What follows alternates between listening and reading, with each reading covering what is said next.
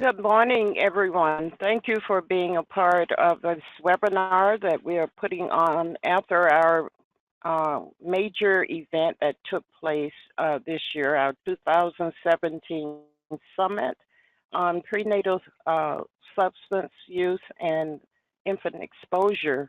This, as you know, is a part of our greater initiative, which we have termed as statewide initiative for community-based prenatal recovery-oriented care.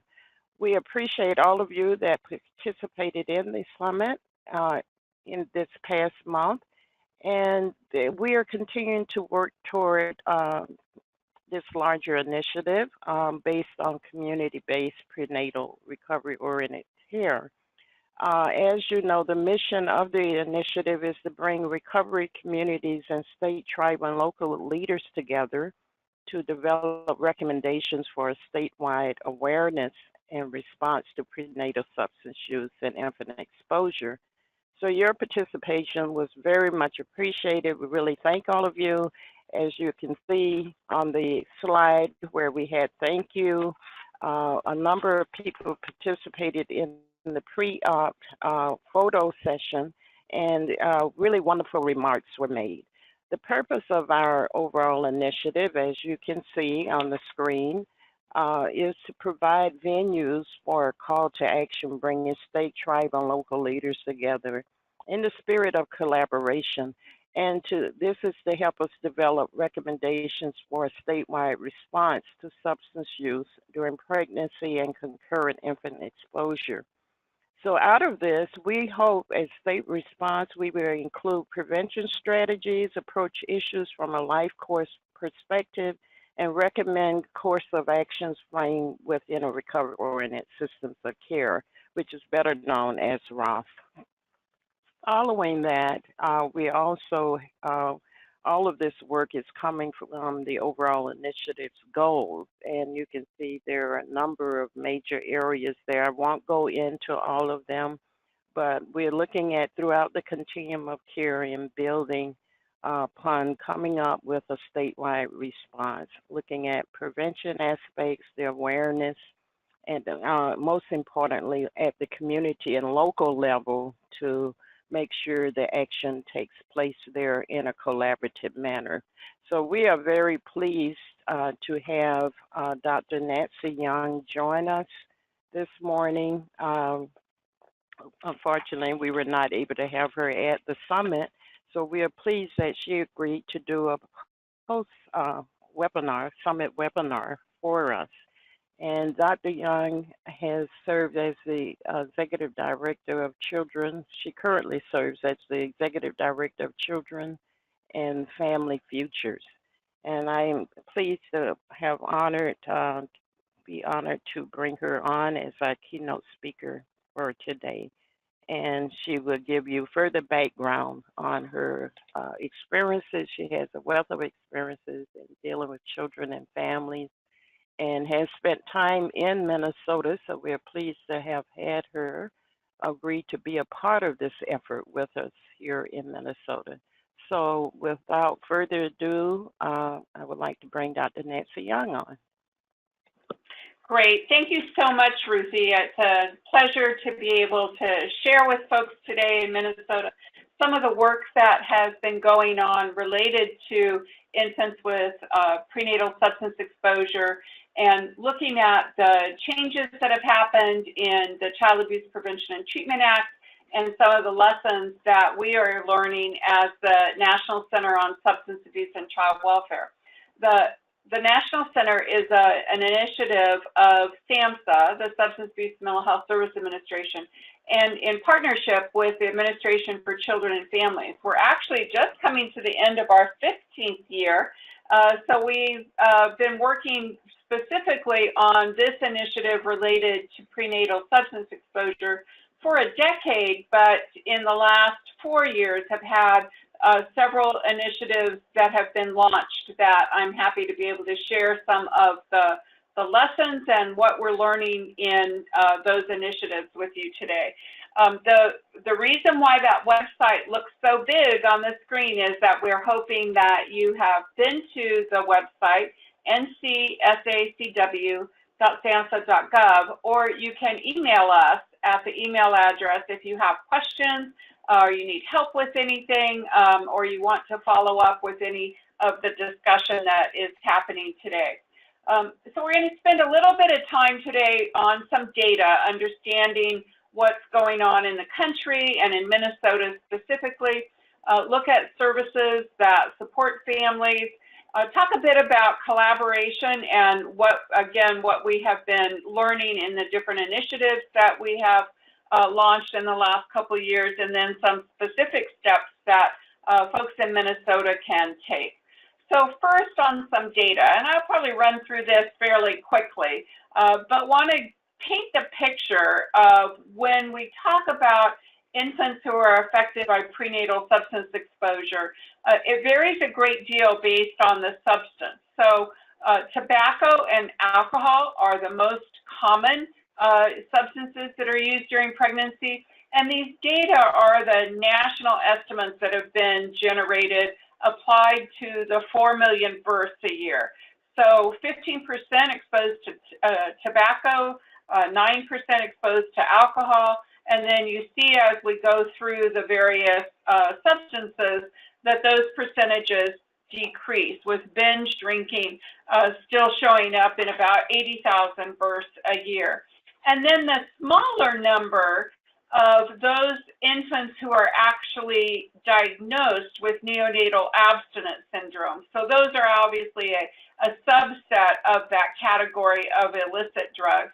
But sometimes it's also prescription drugs. So that 24,000 or 6 per 1,000 births in the country are the most recent data that are available about the infants that are in actually the Medicaid data set is where where those data come from.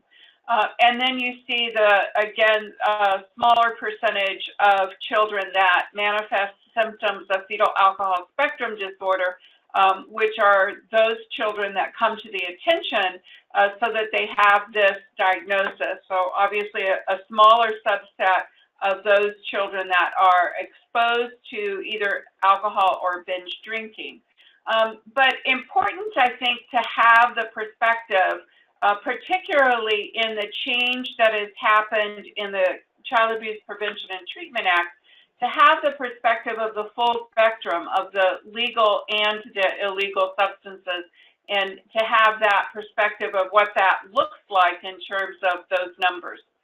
The reason why we focus on these numbers in particular, again, is the Child Abuse Prevention and Treatment Act, or CAPTA, was amended last year, July 2016. The categories changed in which hospitals are to make notifications to CPS in 3 categories.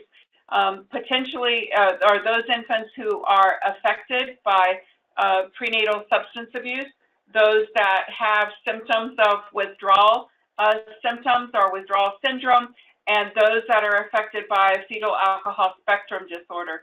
So those 3 categories are infants that are now covered under the CAPTA statute in terms of what is required by hospitals and required by CPS after the identification of these infants. What that looks like in treatment admissions in the United States and Minnesota, now this is the percentage of women that were admitted to treatment that said that they were pregnant at the time of admission. We know that there are some women that become pregnant while they're in treatment, but you see this great variation from state to state in what percentage of their overall admissions of women who are in childbearing age. So we take the admissions in that age group of women, and then what percent were pregnant at admission. And we don't really know what does that mean in context of the need. And I think that that's some of the challenge for the state team in Minnesota and frankly in all of the states, to look at what is the number of women who need treatment who are pregnant and those that are parenting and those that actually get into treatment. Another data set that we think is important to be mindful of are the data of children that are removed and placed in out-of-home care. There are voluntary items in the data set that's reported to the federal government called AFCARS. That AFCARS data set has boxes in all of the state data systems that say a parent has an alcohol or drug problem as a contributing factor for the reason for removal. Across the country, you see what that percentage looks like. In Minnesota, it tracks pretty closely to what that national trend has been. So while there is an overall increase that for both alcohol and drugs, those that had the indicator checked in the data system that said this was a contributing factor to a child's removal is about a third of the cases.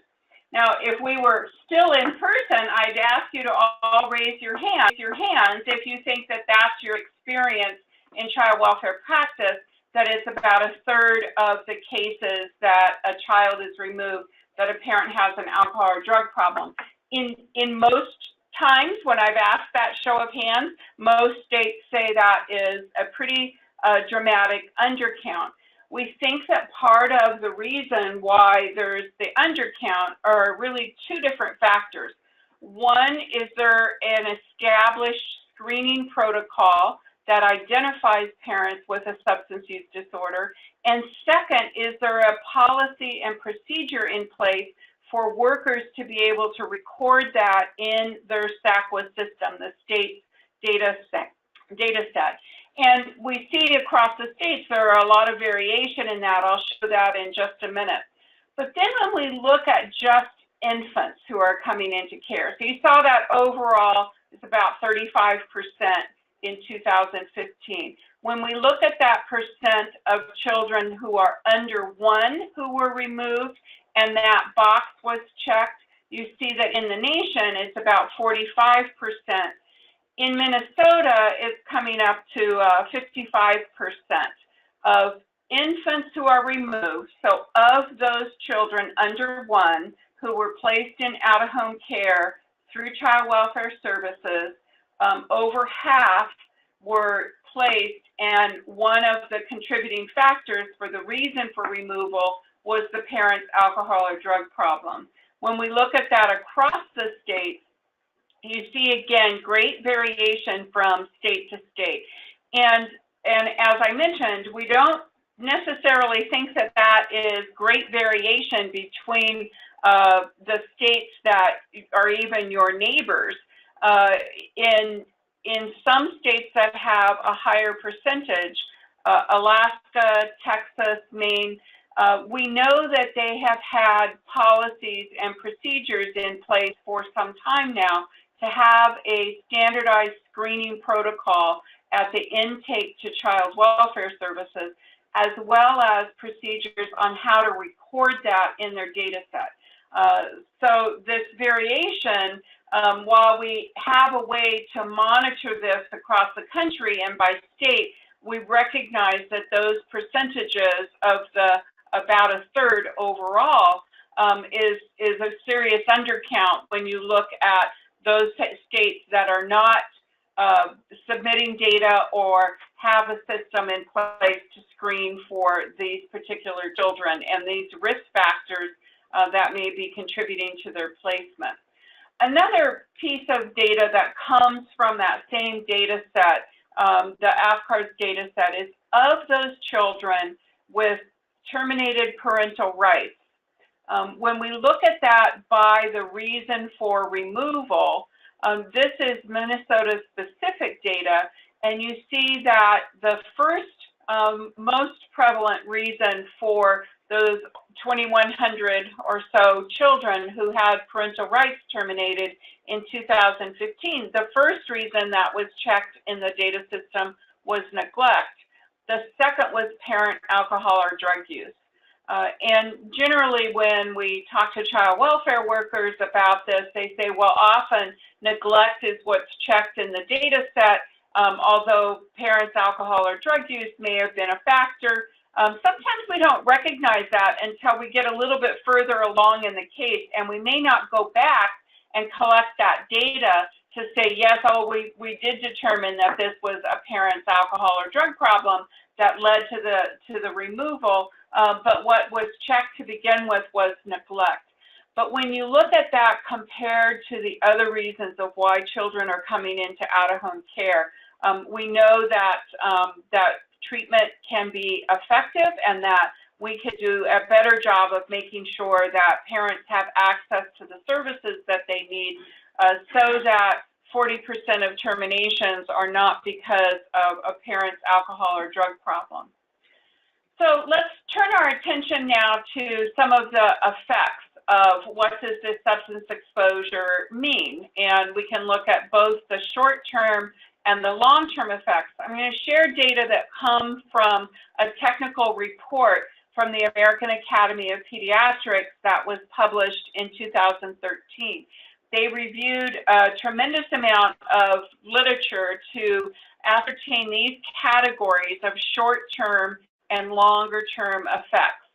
So in the short run, looking at birth anomalies, fetal growth, neurobehavioral issues, and withdrawal symptoms shortly after birth.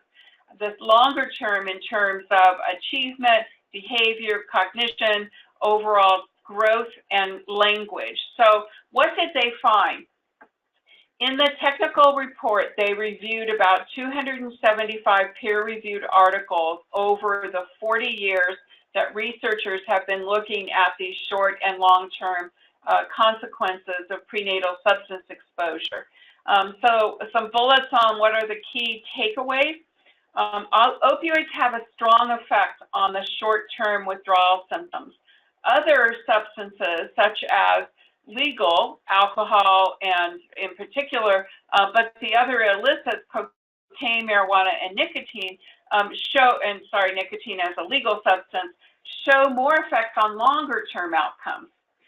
Prenatal exposure to alcohol has effects in 9 out of 10 of those domains that we talked about, including both the short and longer-term outcomes. And there are some substances in which there's not either consensus in the various research articles or not enough data, not enough research has been done on those specific substances. So here's a summary of what the Academy found in their what they reported. When you look at those 4 areas of the short-term effects, the thing that comes out very obviously is when you look at opioids, there's a very strong effect in withdrawal and a lot of attention, rightfully so, for infants that are experiencing withdrawal symptoms. But when you look at the other substances and the other kinds of consequences, you see that alcohol, while it doesn't have an immediate withdrawal, it does have an effect in growth and physical anomalies, as well as neurobehavioral consequences.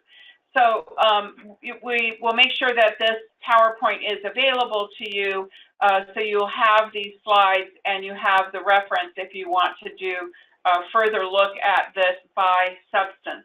So those are the short-term effects, what we see in the nursery, what we see when babies are coming back for their well-being checks, perhaps at the 2-week or 30-day well-being check.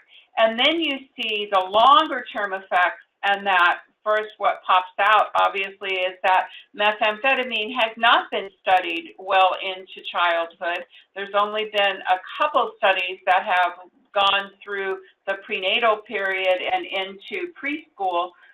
But when you look again at the longer term effects by substance, probably what's popping out on your screen is the strong effect of alcohol exposure during the prenatal period in each of these categories of longer term consequences. While opioids have not enough data and research done on the longer term language and achievement domains, and that there's some variation in what we've seen reported in cognition, but but there is an effect that has been seen in longer-term behavior and no effect of opioids in the longer-term growth. So again, we think this is important information for us to be setting our priorities in how we look at prenatal substance exposure.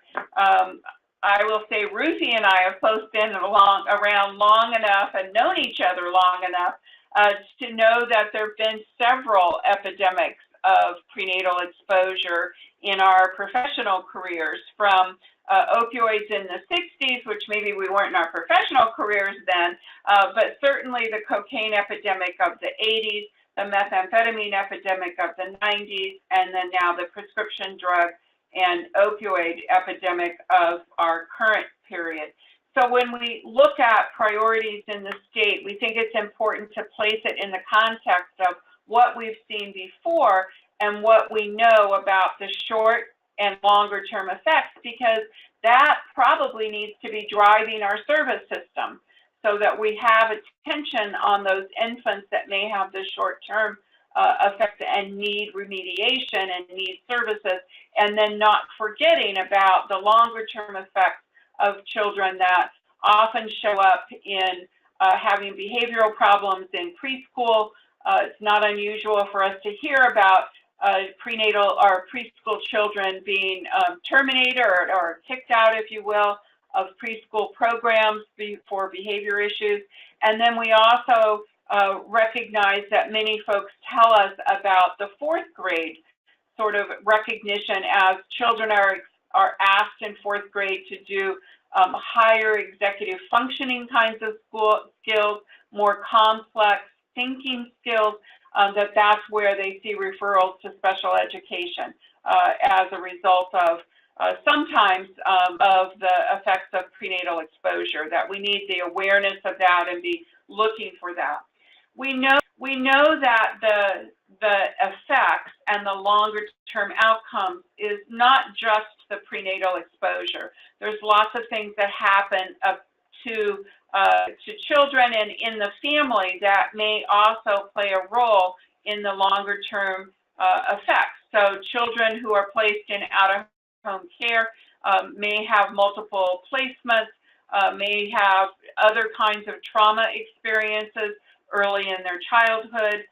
That complex interplay of factors plays a role in their longer term outcomes in terms of each of those different categories that we were looking for. So what can we do about that? What do we know actually supports families to make sure that we can get children the services that they need and parents the treatment that they need?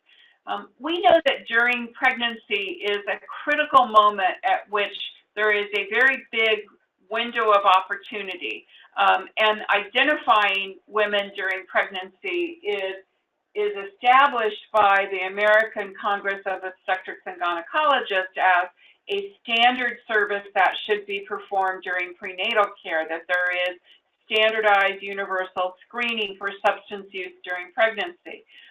We know that that doesn't always take place, and we have some ideas about some of the reasons why that doesn't take place. And we're delighted by the efforts that Minnesota is doing and some of their colleagues around the country to really look seriously about what does that mean to look during pregnancy, ensure that there's treatment, and then the support at birth and into childhood.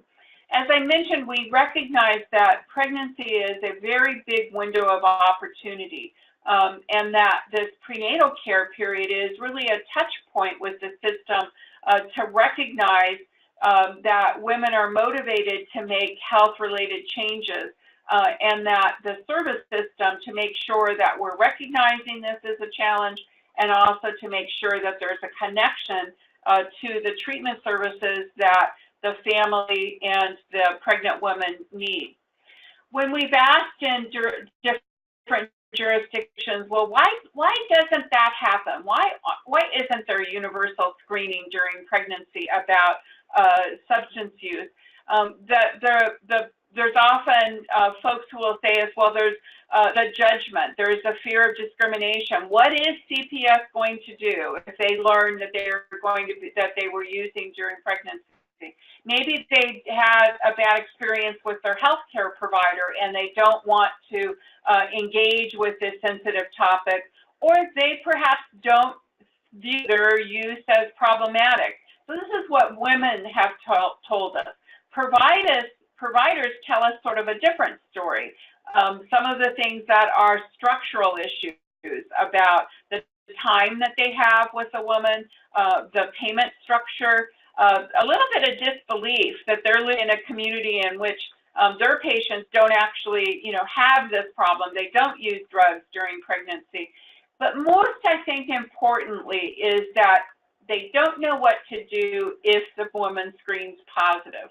If you have a broken arm and you're pregnant, you can call your OBGYN and say, who's the referral to an orthopedic doctor?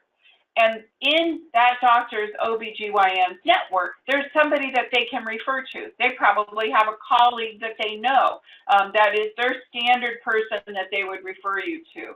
Or they're in their network of their insurance provider that they can get access to another kind of physician.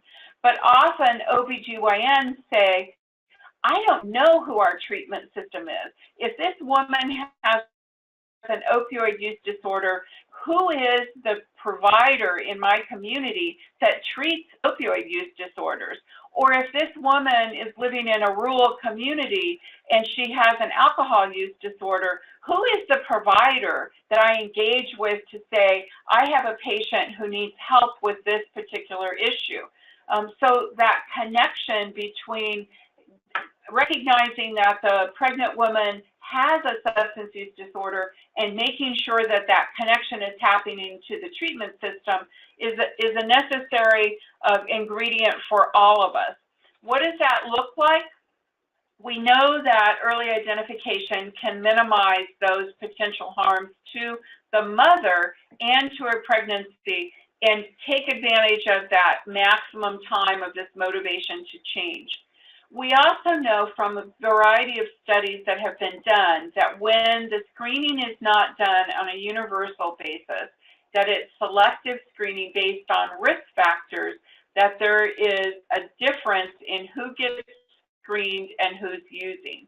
There have been a few studies of that it continues the discrimination that happens, that if it's selective screening, that it misses most of the women with problematic use, that is using kinds of markers that may not get those women screened in that actually are using substances. And that was demonstrated in the cocaine epidemic. It's been demonstrated in other studies in which communities that were highly likely to be discriminated against, in fact, were. So that it becomes very important in terms of what is that universal screening and the recommendations, again, from the American Congress of Obstetrics and Gynecologists, who just came out in the last couple of weeks with new, what they call a bundle, which is guidance to OBGYNs about how to identify and make sure that women are getting access to treatment. And again, we're delighted that in Minnesota, they've been aware of this guidance from ACOG and are taking action to make sure that they're implementing it.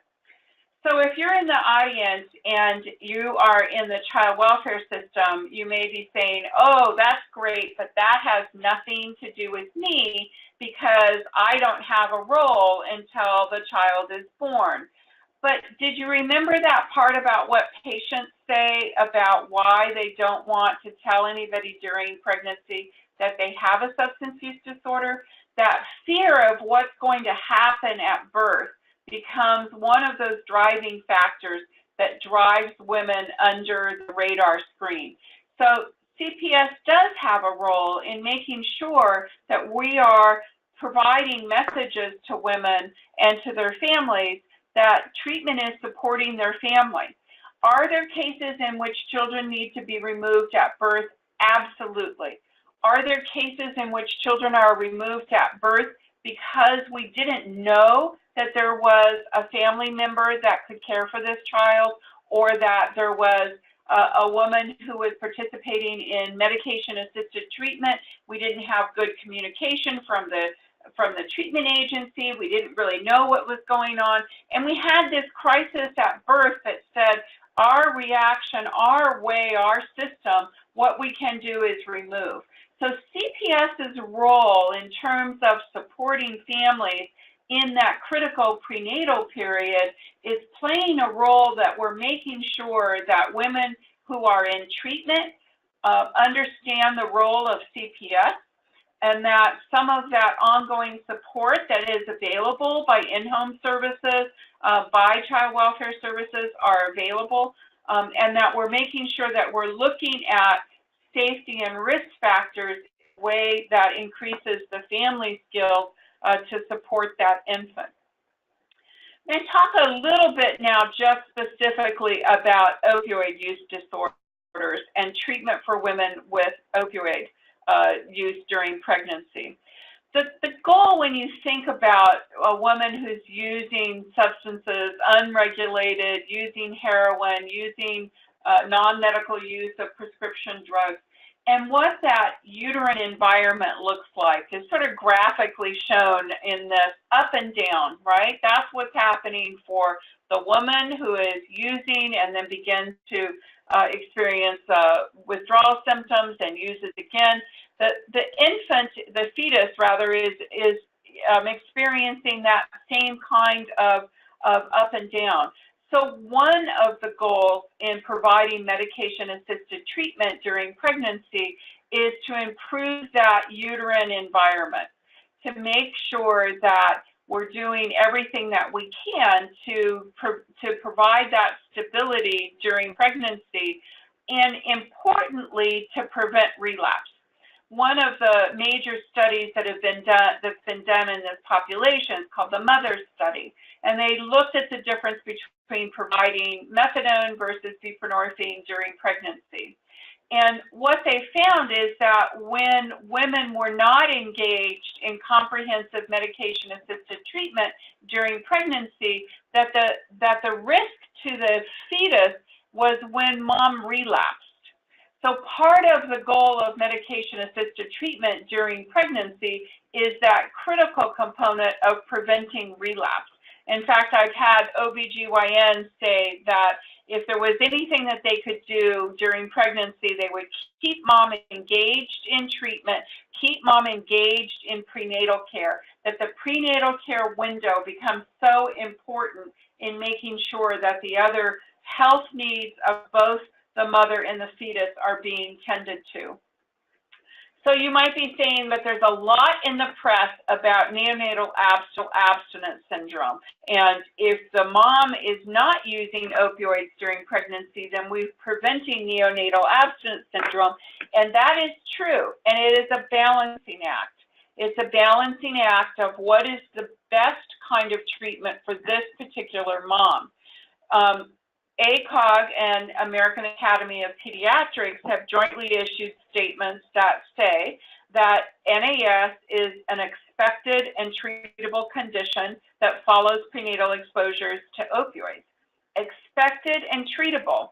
And remember the long-term consequences. Yes, there are some long-term consequences that we may not have enough data on, but in general, the long-term consequences from opioids during pregnancy are really seen in that short-term window. So we know what neonatal abstinence syndrome looks like.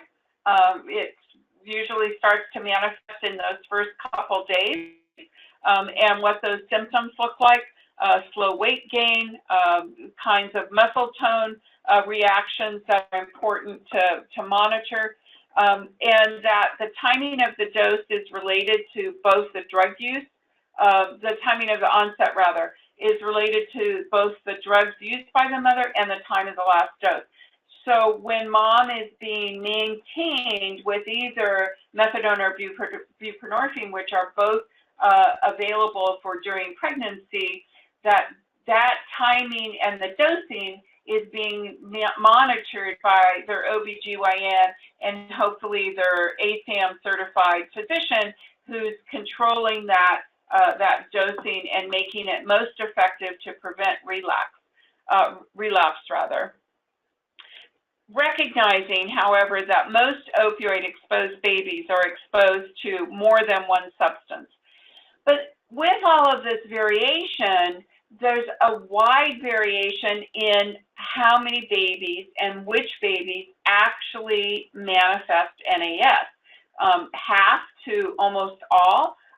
That's a very big variation, and we're getting more research about what does this mean in terms of the variability and what to do with it. Of those, and what to do in meaning in treatment of that. Of those that actually exhibit NAS symptoms, about half are required to have medication to get through that withdrawal period. But there are some new data. You see that came out just in about the last month, about maybe 6 weeks ago was released. And this is a study from Yale. And what they decided in the NICU and in the Yale hospital was that they needed to really focus on NAS treatment and trying to reduce the neonatal intensive care unit costs and trying to improve the outcomes for both the infant and the family. So while we have recognized for a long time that interventions that are non-pharmacological are important for this baby, that they set out to do a variety of rapid cycle testing of various components and to see what had an effect in improving the child outcomes, the family outcomes, and reducing their NICU costs. So they do use morphine as needed, but they had very specific strategies to empower the parents to recognize the symptoms and the difference between normal newborn symptoms, which can be very mind-boggling to understand if you are a new parent to begin with, and some of those things that are normal newborn kinds of reactions, and those that are specific to the NAS. They changed the way in which they were doing their NAS assessment. They trained parents also to be looking for those signs and symptoms, and they had specific focus on increasing the communication between the various units of the hospital so that they were communicating effectively about that child. And what did they achieve? A great reduction in the length of stay for the child in the hospital. That went from almost every child, you saw that prior slide that 98% were getting medications to about 14% getting medications, and you see the cost reduction in their NICU. And importantly, that there were no infants that were readmitted for the treatment of NAS and no adverse events that were reported during the time that they were putting these interventions in place. So the non-pharmacological kinds of things that hospitals and treatment agencies and child welfare can be making sure that parents are aware of in terms of the quiet room and swaddling and all of the things that moms are taught to do, and breastfeeding if the birth mother is not using other substances in addition to her medication-assisted treatment.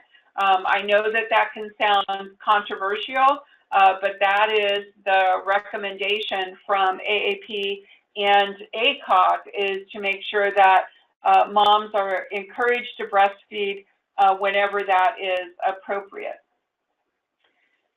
So moving on then to think about what do we mean by family recovery? How do we become more family-centered in the way in which we provide substance use treatment as well as child welfare services?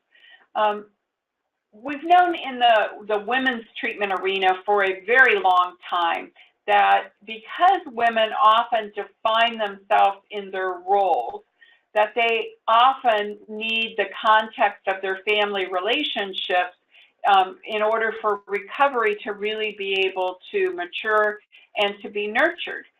That separation of the mother from her children is one of the most critical things that we have been trying to do in the treatment world for several decades now, to make sure that that doesn't happen whenever we possibly can. That context of her and her children is so critical to her recovery.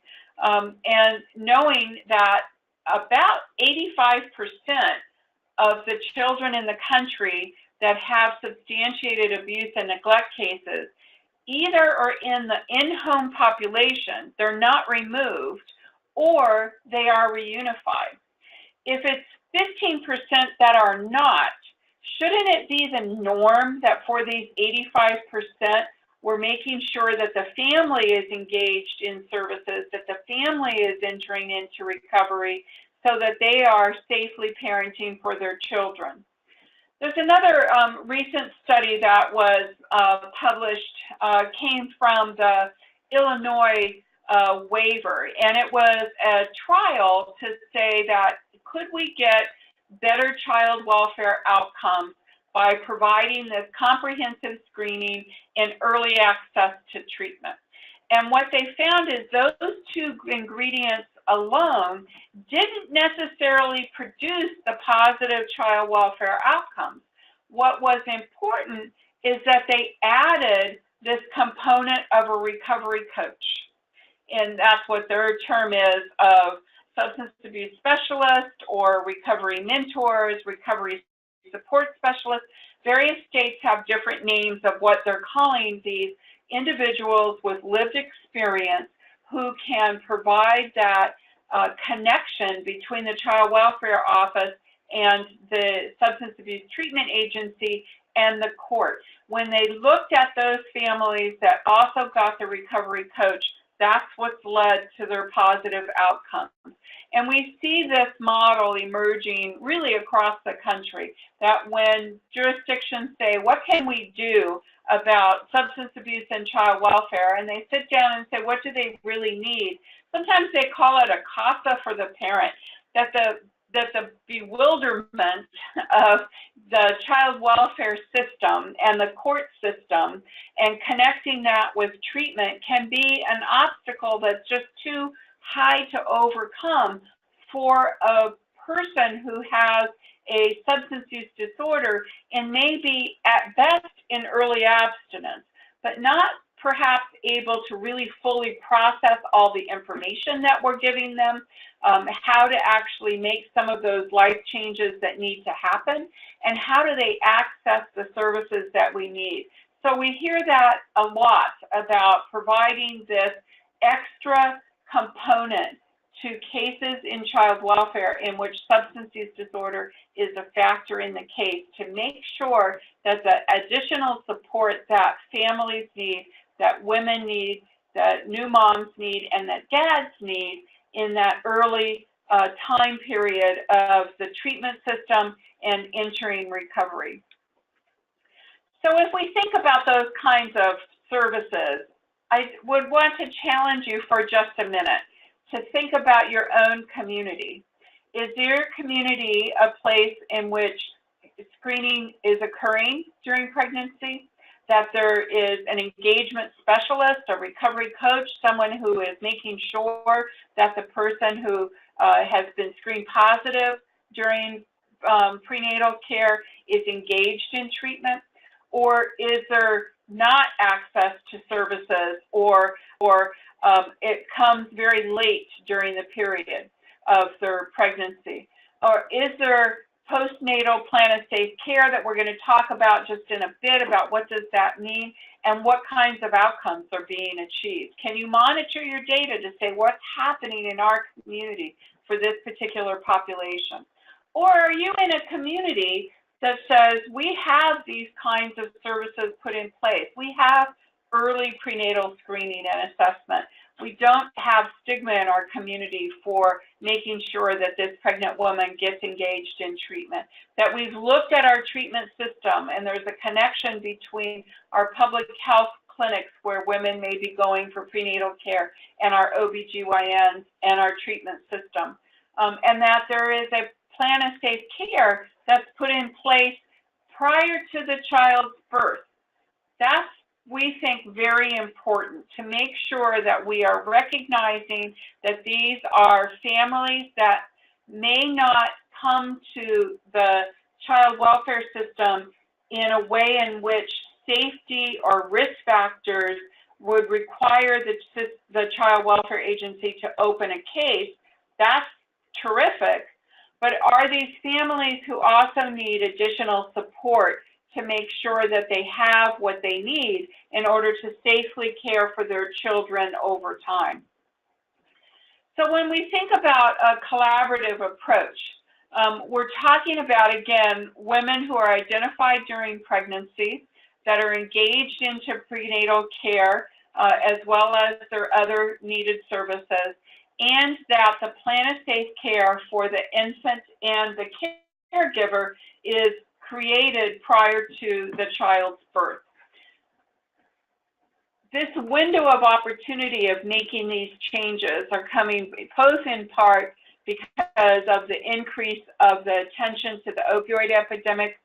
I mentioned that the CARA legislation in July of 2016 made specific changes in the Child Abuse Prevention and Treatment Act, and that more recently the states have had access to funding through the CARES Act, that some states have said this is a priority for us in our state to make sure that we're paying attention to this population. So what is this change in CAPTA? What happened?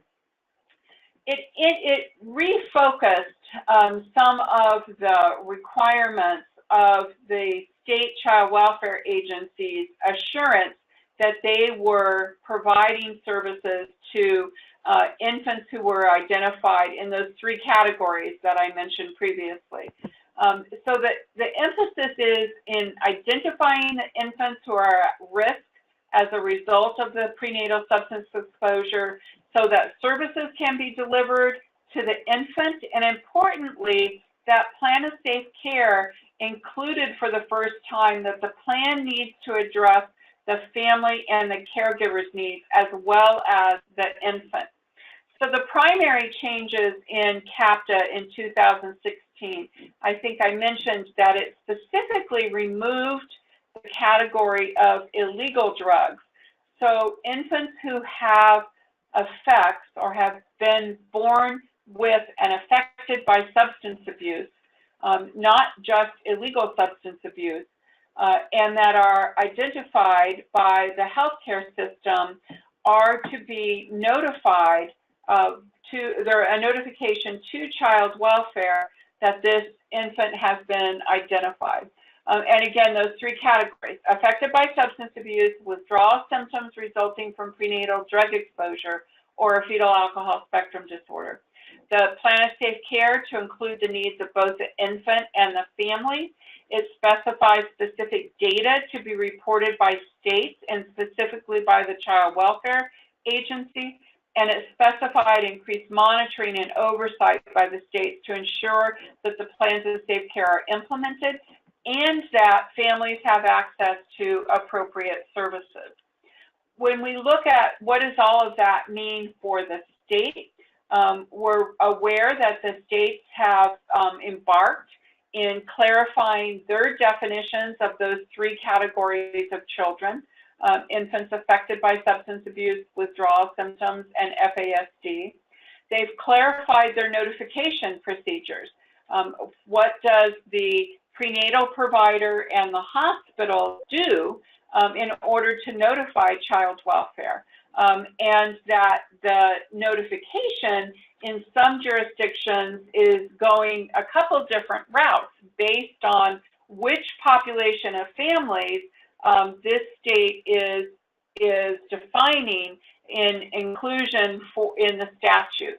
And when I talk about the different populations, I think we'll get to that in a minute, but these are state decisions about these definitions of the infants. And then the delineation of who's the right organization to implement and oversee the plan of safe care. If you're an opioid treatment provider or you are a substance abuse treatment provider and you are treating pregnant women, there is absolutely nothing in this statute that says that you cannot be the person, the agency that develops and implements the plan of safe care with your pregnant woman and her family. Think about what that would mean if you were reaching out to child welfare and saying, we're not going to wait until mom delivers and then decide that she needs a plan of safe care. Let's engage with this during this prenatal period so that we're all clear about the ability of this mom to parent, particularly parents who are in opioid treatment programs, that notification, that plan of safe care in partnership with the other agencies that need to be providing services is possible to do before the infant's birth. And then the state considerations about how to report on data that are required in CAPTA. For local consideration, knowing that there's coordinated assessments, and you have some of those categories of what does that mean and what the plan of safe care components are to be. What is the timing for that, again, during the prenatal or the postnatal period, and then who is required to be or who is eligible or who is charged with that role and responsibility of implementation and monitoring. Child welfare has the data reporting role. That's clear in the statute.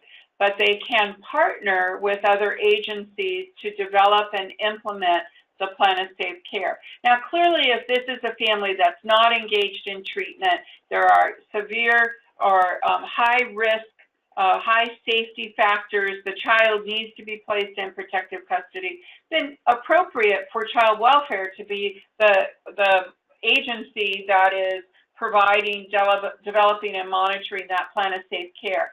But that's some of the challenge for both the state and the locals to develop who is going to be making sure that that is happening. Again, what is a plan of safe care? Ideally known before the birth of the infant. It's multidisciplinary. It's different in that a safety plan in CPS often looks at the things that are immediate safety factors. And this is a multidisciplinary plan that looks at both the needs of the infant and the family and the caregiver. So making sure that there is a structure to ensure that coordination and the data exchange that needs to happen to be sure that child welfare can report those data to Children's Bureau, which is a requirement in next June's annual report, so June of 18. There's some examples that are available for these different components that are available through the National Center. I'd encourage you to be in touch with us if you'd like to look at some of those. We wanted to just mention this opportunity of the 21st Century Cures Act and the STR grants that have gone to the Substance Abuse Agency as perhaps a viable method to be able to get some of the work done at the local and the state level to be sure that this population is getting the services that they need.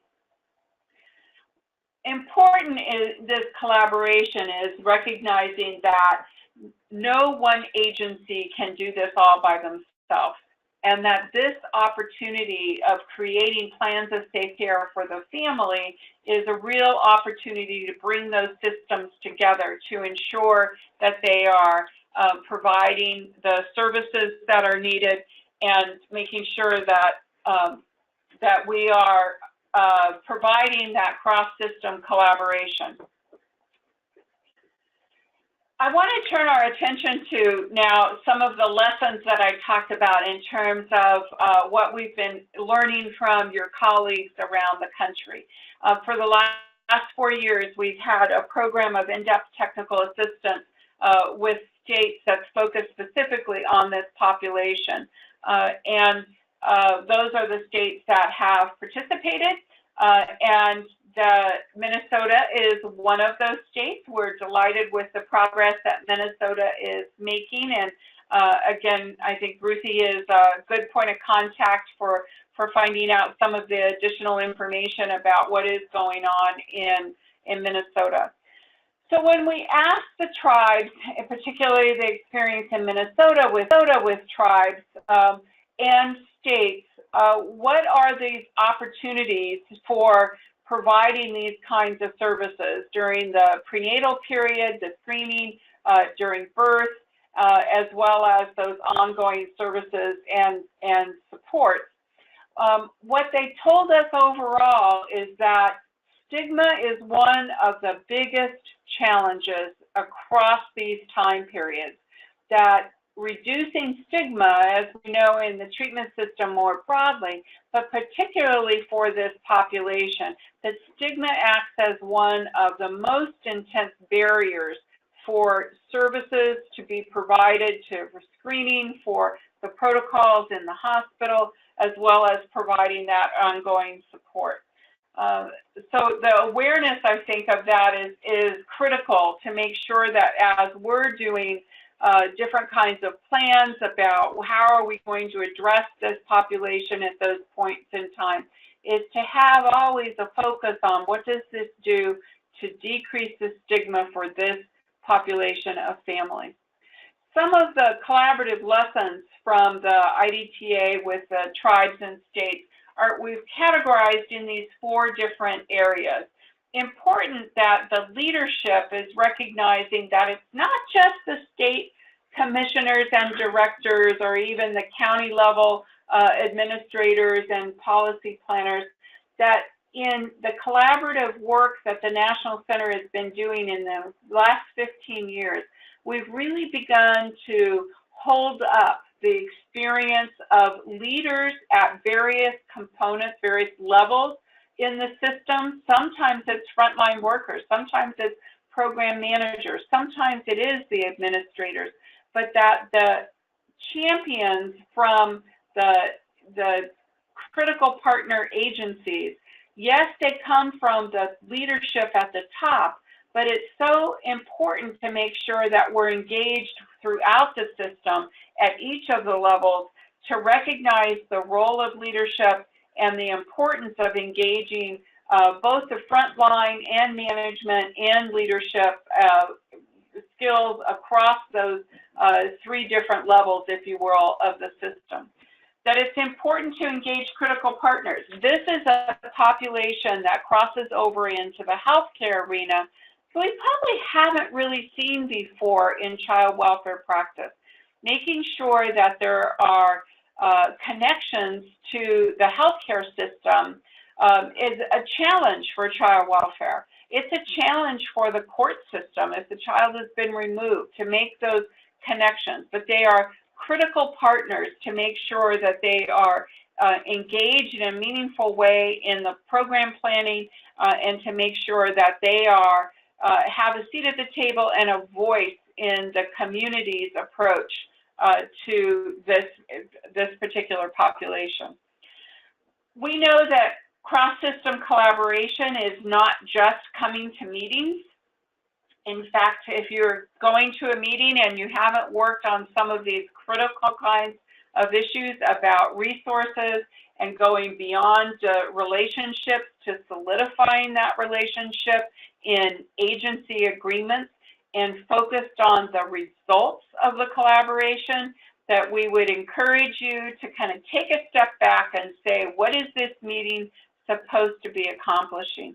How are we going to get effective collaboration so that we're really looking at these 3 R's, if you will? The resources that are needed, the relationships across the system so that it's not dependent on an individual, but that it is solidified in a way that can still be matured and nurtured if somebody retires or moves to a different agency.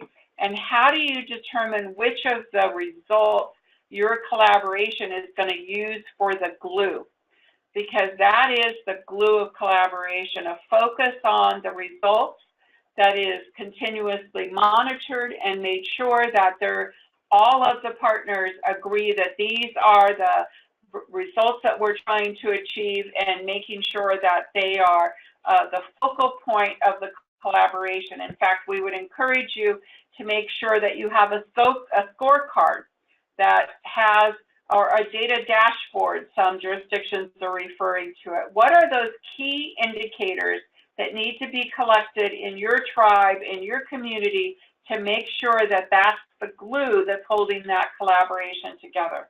And then I mentioned already the requirements, particularly in the changes in CAPTA, about who is going to collect that data, how do you have the protocols in place and the training to ensure that sharing data and sharing information is done in an effective way, but also an efficient way, to really look at information sharing as a way of building the relationships across the system, building on the trust that's needed to share information, and a real focal point of, you can't be focused on the results unless you have a way to have multiple agencies sharing information in an effective way as well as a very efficient way. One of the tools that's been created by SAMHSA and ACF through the National Center's work is a monograph that was released last summer. You see the title and the cover of the monograph, as well as the link of where you can download that.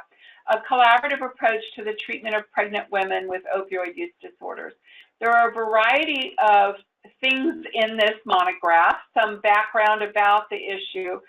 It's built for the variety of audiences that cross over with this population that need to be engaged, as well as the purpose to make sure that the efforts across these agencies are, again, efficient, and some tools that you can use to help guide that.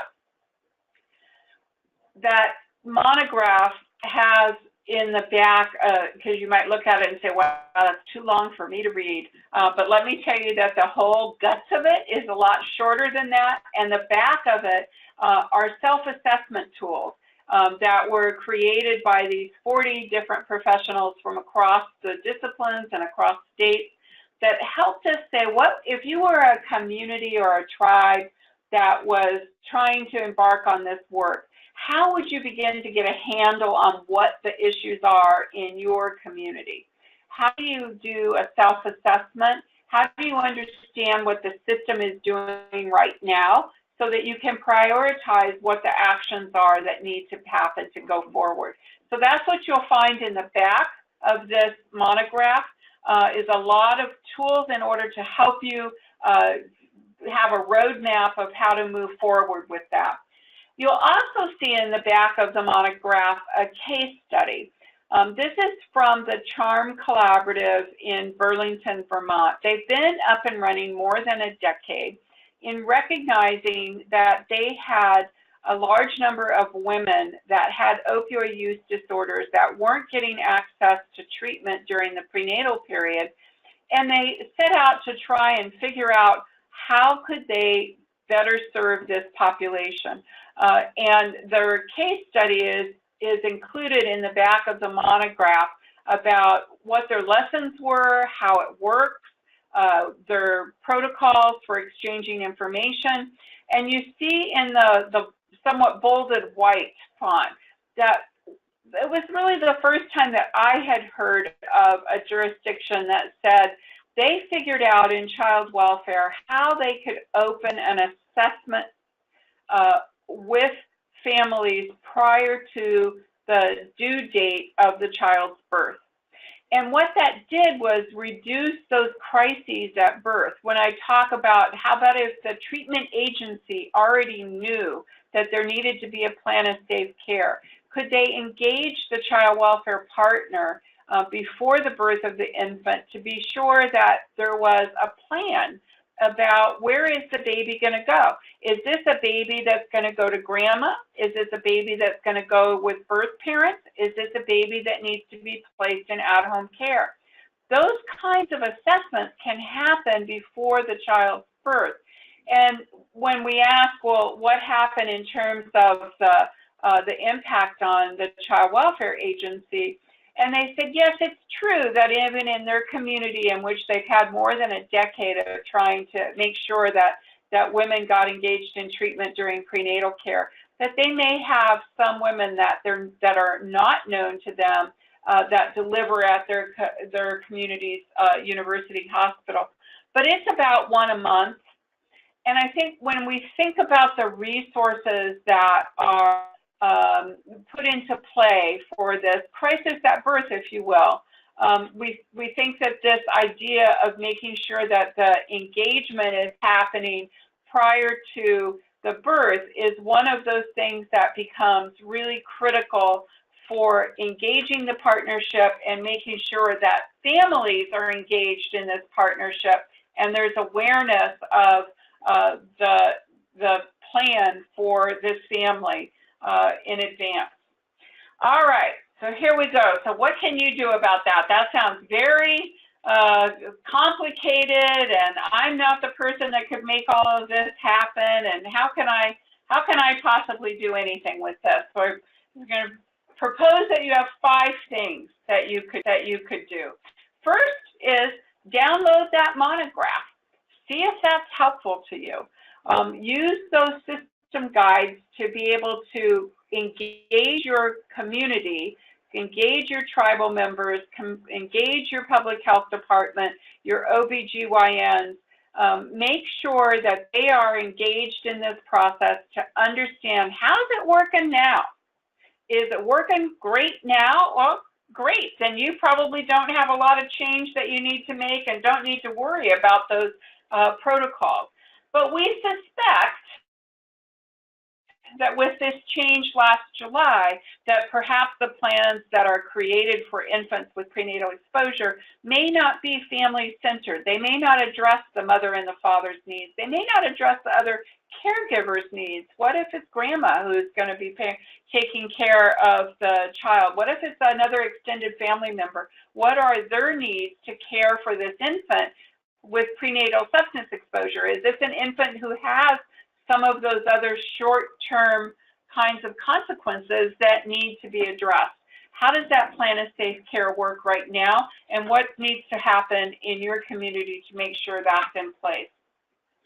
One of the tools that we use to do that assessment is what we refer to in this case as a SEI, is Substance Exposed Infant System Walkthrough.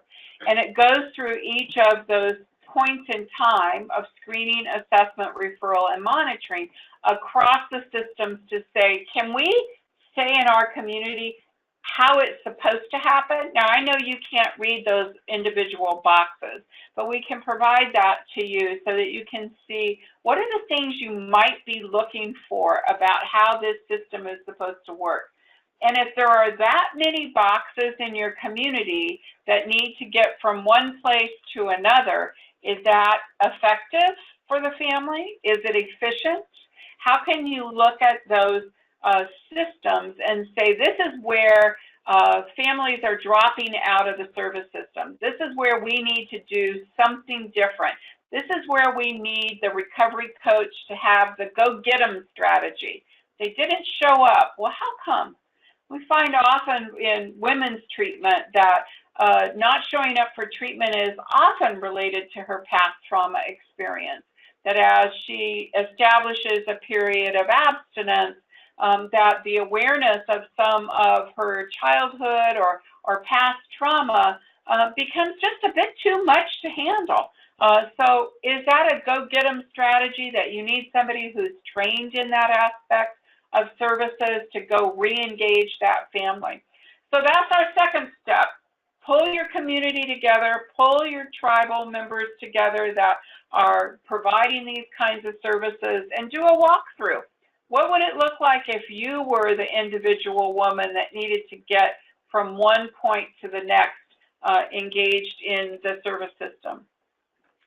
The third, we have a series of webinars on the National Center website that are very effective ways to learn about opioid use, treatment for pregnant women.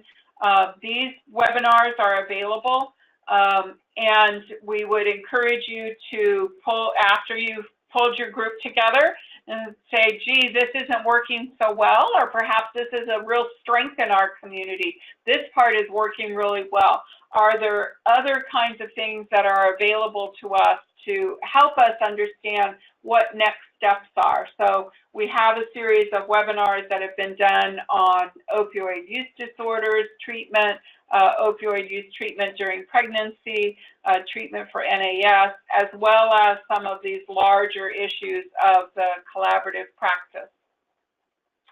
The fourth, ask us for help.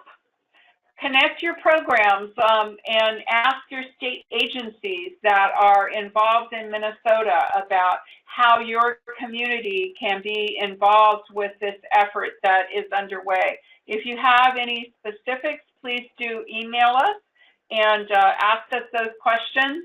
But importantly, get engaged in the work in Minnesota.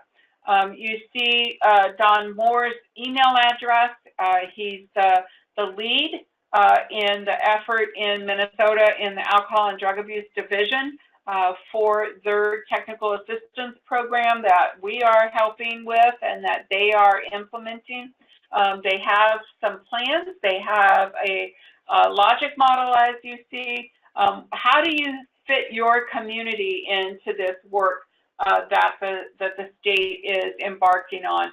And how can you use their experience of what they have been doing in the last couple of years to help inform your community and your tribe?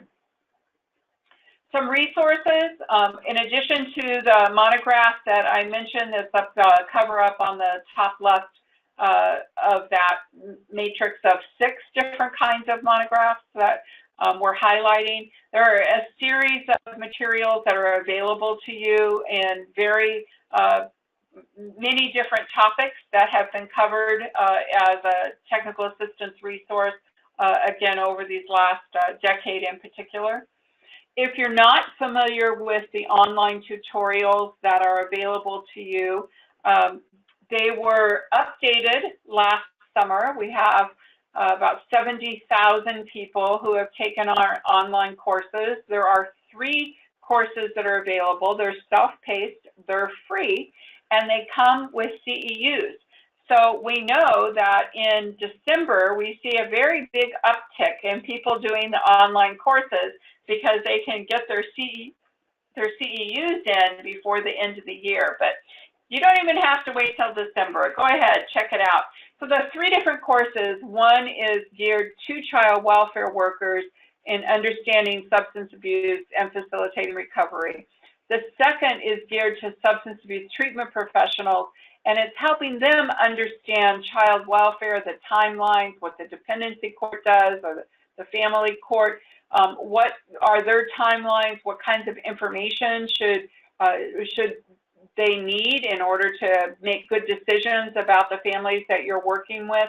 And then third, a guide for legal professionals is geared to both attorneys and judges, and it does a little bit of both of those first 2. It's how attorneys and judges work with families with substance use disorders. So we would encourage you to check that out. We think there are about 8 states now that require that course for child welfare workers for all of the workers in their state. It's a good place to start if you're trying to do a training initiative to have your workers begin by taking that course. It's about 4 hours, but again, you can get started, leave, come back.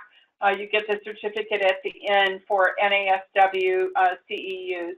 And also the understanding substance abuse for the treatment agencies. There are a couple of states that have had interest in making sure that there is like a certification program for substance abuse providers that they require their treatment providers that are working with child welfare involved families to have this basic course that they take that.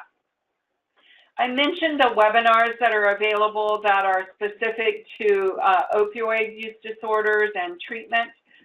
Those are the links to those, but again, those are on the website of the National Center on Substance Abuse and Child Welfare.